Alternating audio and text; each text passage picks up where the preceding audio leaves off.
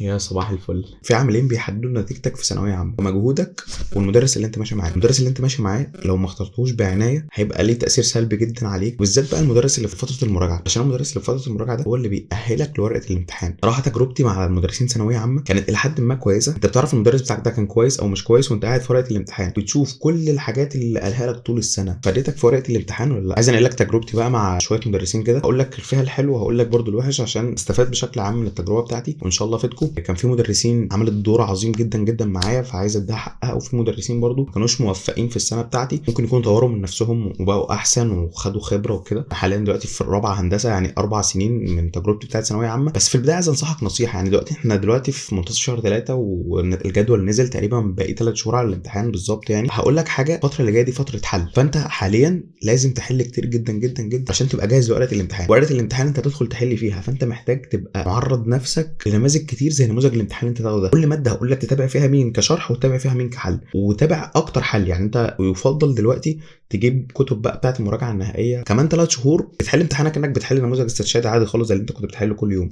لكن لو قعدت تراجع كتير كشرح وتحفظ وتحفظ وتحفظ، هتيجي تجربه الامتحان ده تحسها تجربه جديده عليك وهتحس ان في رهبه ليها كده. لكن لو كل يوم بتحل كل يوم بتحل كل يوم بتشوف اسئله جديده افكار جديده، ده اللي هيخليك ثابت في الامتحان وواثق في نفسك واثق في اجاباتك. حتى لو المعلومه مش في دماغك واول مره تشوف السؤال تبقى تعرضت لاسئله كتير، يبقى اداك احسن في ورقه الامتحان. اللغه العربيه كانت من امتع المواد بالنسبه لي في ثانويه عامه، والماده اللي كنت بحب احل فيها كتير صراحه، وكانت موهبه. يعني انا بحس الشطاره في العربي دي بتبقى موهبه.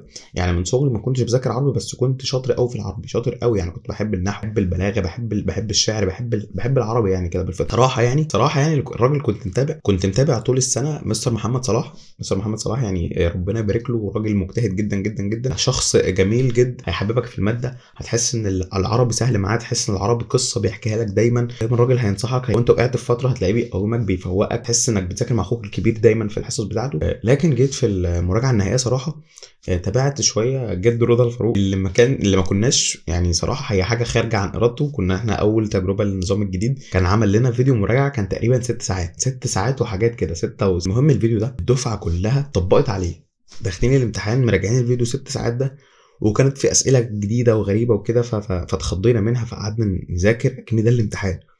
دخلنا الامتحان ولا نقطة. فهو صراحة هو الراجل اجتهد وحاول، حتى يومها كان طلع ترند، وانا فاكر حتى لما لقى الامتحان بره خالص اللي هو قاله كان قافل الكومنتات. تابع مين دلوقتي بقى؟ انا هقول لك مستر محمد صلاح. مستر محمد صلاح احسن حد تتابعه في فترة الامتحانات، احسن حد تتابعه في الفترة اللي جاية في مادة العربي. طيب تتابع مين بقى كحل؟ قناة مستر رجب عزام، دخلت صراحة لقيته بيحل كتير جدا في العربي، فانت تشوف هو تقريبا بيحل من كتاب الاضواء، فانت لو معاك كتاب الاضواء بتاع الحل تبقى تسمع مثلا شرح، او لو مشترك مثلا مع مستر محمد صلاح في المنصه وكده بتراجع معاه، وفي نفس الوقت تحل على جنب كتاب الاضواء مع مستر رجب عزام. ان شاء الله العربي يبقى سهل عليكم بالطريقه دي وتبقى جاهز لورقه الامتحان ان شاء الله.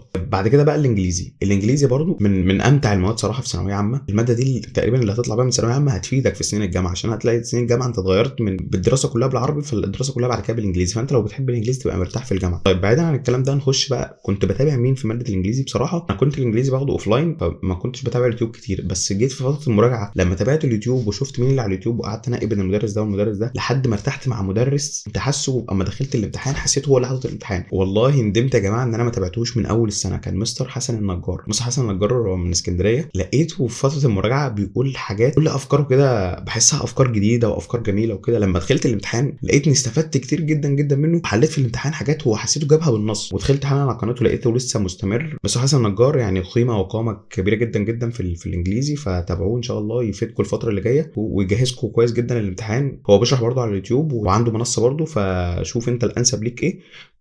وربنا يوفقك معاه في الانجليزي. بعد كده ندخل بقى على دلوقتي الثانويه العامه. الفيزياء دي من الكلام اللي انا سمعته عنها قبل الثانويه العامه كنت داخل حاسس ان انا داخل على قنبله موقوته، بس صراحه المدرسين اللي كنت معاهم هم اللي حببوني في الماده. عشان كده بقول لك المدرس اللي انت معاه في ايده يحببك في الماده وفي ايده يكرهك في الماده. فانا كنت مع مستر محمود مجدي. مستر محمود مجدي هيحسسك ان الفيزياء دي قصه، ويحسسك انك متحمس تدخل على التدريبات، متحمس تشوف المسائل اللي على الموضوع ده، قصه مشوقه كده حرفيا، وتدخل على التمارين انت عايز المساله الاصعب من كده، عايز المساله الاصعب، عايز المساله الاصعب، على عكس طلبه تانية كانت مع مدرسين تانية حرفيا حرفيا تقعد معاهم كده تشوف فرق. يعني اللي مش متابع المستر محمود مجدي كنت تشوف الفرق بينك وبينه. الفكره المساله ممكن حتى لو عارف حلها بطريقه معقده جدا وحافظ وكده، لا لكن انت شايف المساله بتقول لك الحل بتاعي هنا. مستر محمود مجدي كان من اروع الناس اللي انا تابعتها في الفيزياء، اروع الناس حرفيا. يعني بقول لك الفيزياء كانت قصه معاه. المستر اللي كنت متابعه برده مجتهد جدا جدا وجميل جدا جدا، مستر محمد عبد المعبود. مستر محمد عبد بيحب الديتيلز قوي. ده ممكن طلبه تحبه، ممكن طلبه ده يحسسهم بصعوبه شويه ويحسسهم ان الدنيا كبيره شويه. فانا صراحه كنت بدخل وكنت بتابعه في الحل بس، لكن كشرح كنت بتابع مع مستر محمود مجدي. انت قدامك الاثنين قيمه كبيره جدا جدا في الماده، والاثنين ما شاء الله عليهم في الماده، مفيش حد فيهم احسن من الثاني، الاثنين في التوب بقى لهم كذا سنه. فانت اللي انت معاه ربنا يوفقك معاه، واهم حاجه تكون مرتاح معاه، واهم حاجه تكون حابب الماده معاه. الفيزياء دي مش مضمونه يعني، مهما بص ما فيش سنه كده امتحان الفيزياء كان مضمون. امتحان الفيزياء عشان دي الماده اللي فيها افكار كتير للصبح، فيها افكار، فانت اهم حاجه تبقى فاهم الفكره العامه وتحل كتير، وان شاء الله ربنا بقى يوفقك في الامتحان. دي بتبقى توفيق من عند ربنا. طيب تتابع بقى في الحل، تحل الفيزياء معاك مثلا قناه مستر محمد عبيد. دخلت على قناه مستر محمد عبيد لقيته حلل كتير جدا جدا في الفيزياء، فانت تشوف وليكن كتاب الامتحان تشتريه بتاع المراجعه النهائيه وحل معاك الكتاب ده. حتى لو انت مع المستر بتاعك جانبا مش ما بتشتغلش مثلا حل في الامتحان ده، لا انت تجيب ده مخصوص عشان تتعود تحل كتير جدا جدا جدا مع قناه مستر محمد عبيد. عشان قلت لك الامتحان ده انت مش هتشرح في الامتحان، انت هتحل. يعني لو مطلوب منك في الامتحان انك تشرح الدرس الفلاني هقول لك ماشي ركز في الشرح قوي بقى، لكن انت مطلوب منك هتجيلك مسائل وتحل، فانت لازم تتعود على حل المسائل دي. فاهمني؟ فبقول لك عشان كده هات كتب مراجعه نهائيه في الحل حتى لو انت مع مدرس مش شغال بيها. ندخل بعد كده على الكيمياء بقى. الكيمياء دي كانت من اجمل المواد اللي بحبها في ثانويه عامه بسبب المدرس اللي انا كنت معاه. كل مره بعمل فيديو افضل مدرسين في ثانويه عامه لازم اشكر في مدرسي السير ياسر مبروك. من اجمل سنين عمري، اجمل حد انا اتعلمت منه في حياتي. يعني تقريبا 6 سنين ابتدائي، 3 اعدادي، 3 ثانوي، 4 جامعه لحد دلوقتي. ده اجمل شخص انا قعدت اتعلم منه في حياتي. قعدنا سنه واحده، هو كان بدي ثانويه عامه بس ثالثه ثانوي. الراجل ده اتعلمت منه يعني ايه مدرس، اتعلمت منه يعني ايه حد بيعلمك. كنت تقريبا اقل ماده بذاكرها وكانت احسن ماده عندي. كنت بدخل المحاضره عنده اخرج منها انا حافظ المحاضره. ودايما كان سبورت لينا على مدار السنه، بيعرفك دايما ان مجهودك ده مش هيروح على الارض. وعلى الناحيه العلميه بقى كان من اشطر الناس. يعني المستوى كنت بشوف لما اقعد مع حد مثلا بياخد عند مدرس تاني كنت بشوف فرق المستوى، مع اني ما كنتش بعمل مجهود جامد. كان بيديك الافكار كده بيشربها لك. فسير ياسر مبروك محظوظ قوي قوي قوي اللي بياخد عنده.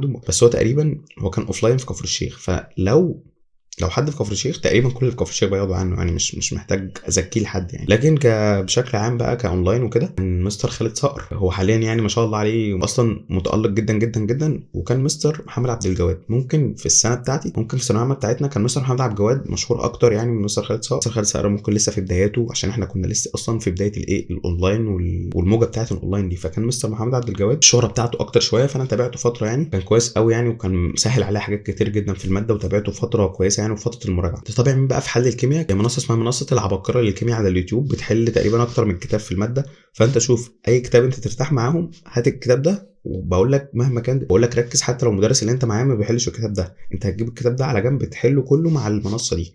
هتشوف المنصه دي بتحل، انت تحل الاول بقى وتابع معاها.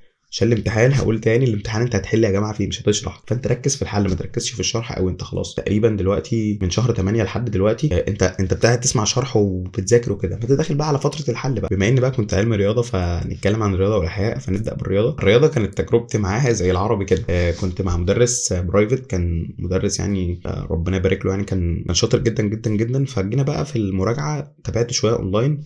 كنت بتابع قناه مستر احمد سرور. الراجل ده انا اصلا عايش معاه من رابعه ابتدائي تقريبا، ربنا يبارك له جدا، مجتهد جدا جدا. لكن جيت تابعت مستر احمد عصام، كان عامل لنا برده مراجعه ليله الامتحان. مش فاكر تقريبا بقى كانت 18 ساعه 12 ساعه. المهم برده لود كبير جدا جدا عليا انك تتابع ده عشان مش هتعرف تتابع حاجه معاه. فانت هتختار بقى في ليله الامتحان دي انت هتتابع مين. وليله الامتحان دي اللي انت تدخل بقى الامتحان دي اخر حاجه انت فاكرها. لو كنت موفق وذاكرت حاجات في الامتحان يبقى انت حظك كده يعني يا بختك. لو ذاكرت حاجه ودخلت حاجات كتير في دماغك والحاجات دي ما جاتش في الامتحان، دماغك بتسقط حاجات يعني فاهم. انت بتبقى داخل بحاجات معينه ما لقيتهاش بتبقى في صدمه مؤقته كده. فمستر احمد عصام برضو يعني كان الامتحان داخلين بقى على افكار جديده، فهو برضو فكر بره الصندوق شويه وجاب لنا افكار مش من الكره الارضيه خالص يعني، من المريخ وزحل والكواكب الخارجيه الثانيه دي. وانا حاسس بقى انا جبت تقريبا مليت سكتش 200 ورقه في الليله دي بس من الافكار دي كلها. ودخلنا الامتحان ولا فكره.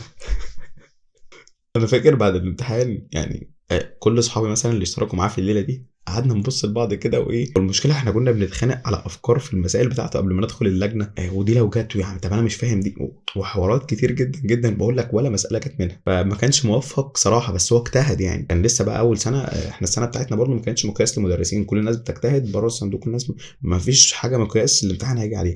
لكن هو دلوقتي انا متابعه ما شاء الله يعني، متالق جدا.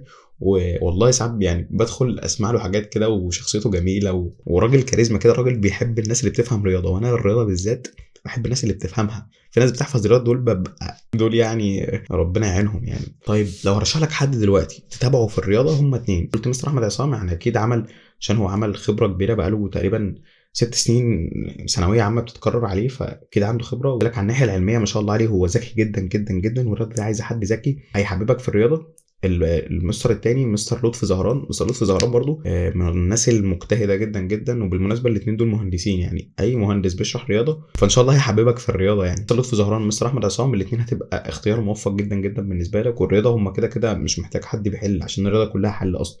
فانت الاثنين دول تابعهم، ممكن تتابع الاثنين، شوف بقى مين بيشرح يوتيوب، مين منصه، تقريبا الاثنين منصه.